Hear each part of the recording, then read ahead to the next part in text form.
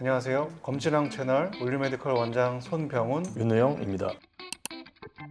오늘은 조금 흥미로운 주제를 다뤄보려고 합니다. 과연 술과 담배 중에 어느 것이 좀 더 몸에 해로운가에 대해서 이제 얘기를 나눠볼까 합니다. 윤 원장님이 생각하실 때에는 이제 둘 중에 뭐가 좀 더 나쁘다고 생각하시나요? 담배가 좀 더 나쁘지 않을까? 그렇다면 윤 원장이 보실 때 담배가 왜 해롭다고 생각하시나요?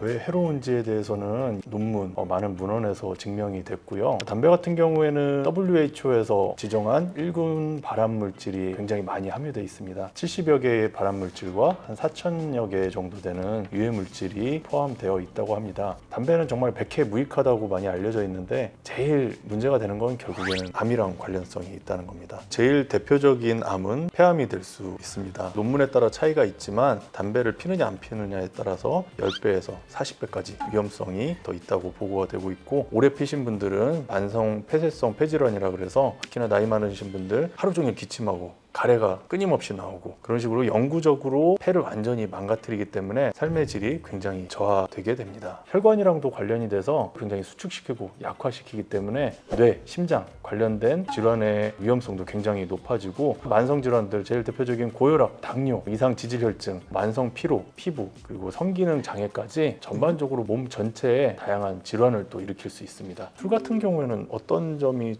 안 좋을까요? 술 같은 경우에도 이제 모든 암의 확률을 높이는 효과가 있습니다. 실제로 연구 결과에 의하면 소주 한 잔을 마시던 사람이 소주 세 잔을 마시게 되면 모든 암의 확률이 약 22% 정도 올라간다는 논문 결과도 있었습니다. 탄수화물, 지방, 단백질 등이 있지 않기 때문에 칼로리를 아무리 많이 높여놨더라도 실제로는 몸에 해로운 칼로리가 되겠습니다.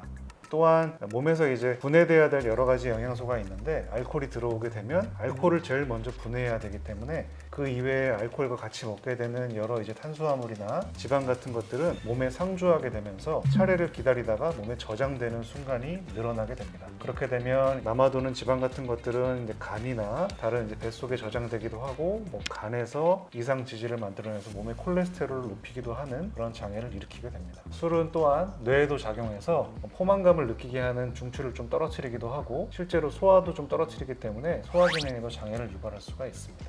윤 원장님 운동 많이 좋아하시는데 술 같은 경우에는 근육의 합성을 방해하기도 하고 몸에 있는 수분을 빼뜨리기 때문에 근육 자체로 수축시켜서 근육 운동을 키우는 사람들한테는 더 좋지 않겠다고 할 수 있겠습니다. 과음을 하게 되면 알코올성 간염을 유발하게 되고, 그 간염이 좀 더 진행하게 되면 이제 간경화로 넘어가게 됩니다. 지방간 같은 경우에는 이런 완만한 슬로프라고 생각하시면, 간경화 같은 경우에는 슬로프가 급격히 경사가 생긴다고 말씀을 드립니다. 지방간이나 간염 단계에서는 여러 가지 노력을 하게 되면 정상 단계로 돌아갈 수가 있는데, 간경화 단계에 머무르게 되면 아무리 노력을 해도 현재 상태 유지를 하는 정도지 더 이상 좋아질 수가 없기 때문에 간경화로 가는 걸 당연히 조심해야겠죠. 일단 한번 간경화가 오게 되면 그 다음 단계는 이제 간암으로 진행을 하게 됩니다. 간암 같은 경우에는 이제 간에서 만들어지는 기능들을 떨어뜨리게 되는데, 윤 원장님도 아시겠지만 수술하게 되면 이제 피를 잘 얻게 만드는 효소를 간에서 만들게 되는데, 그런 효소가 없기 때문에 간암 환자가 나중에 진행돼서 수술하게 되면 각종 점막,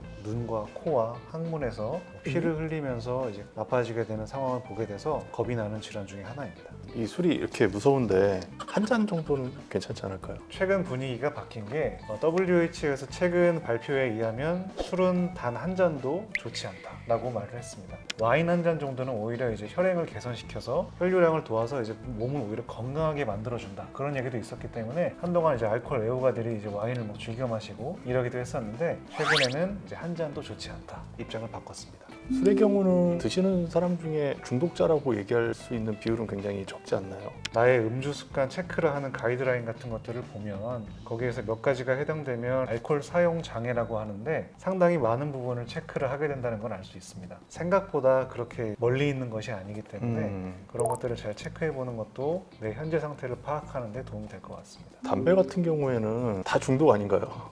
예전에 이제 저희 교수님이 금연에 대한 강연을 하고 이제 환자분들이 내려와서 그러면 이제 우리 금연을 어떻게 해야 될까요? 라고 물어봤을 때 말씀을 하신 게, 나가서 한 대 피면서 말씀드리겠습니다. 본인도 이제 금연을 하고 있지만 아주 끄는 게 아니라 자기는 죽을 때까지 참고 있는 거다. 만약 내가 언제 죽을지 알게 되면 그때부터 담배를 피겠다라고 할 정도로 중독성이 강하기 때문에 흡연 또한 위험하다고 할 수 있겠습니다.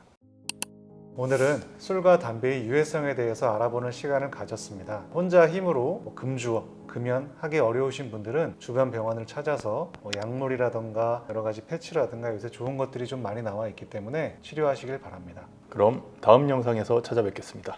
감사합니다. 감사합니다.